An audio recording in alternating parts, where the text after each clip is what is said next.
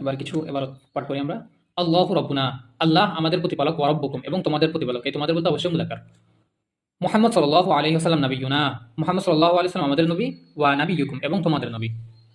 আল ইসলাম দিনুনা, ইসলাম আমাদের দিন, ওয়া দীনুকুম এবং তোমাদের দিন। আল কুরআনু কিতাবুনা, কুরআন আমাদের বই, কুরআন আমাদের কিতাব, ওয়া কিতাবুকুম এবং তোমাদের কিতাব। এমনিতে কিতাব অর্থ বই, তবে কোরআনের ক্ষেত্রে বই বলাটা সমীচীন নয়।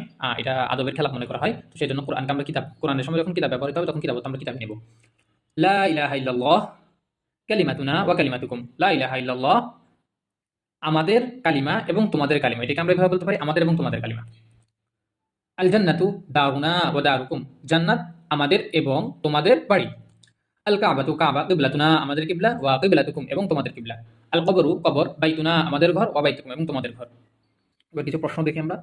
আম, মান মার রব্বুনা, মার রব্বুনা ওয়া রব্বুকুম। মান কে, রব্বুনা আমাদের প্রতিপালক, ওয়া রব্বুকুম এবং তোমাদের প্রতিপালক।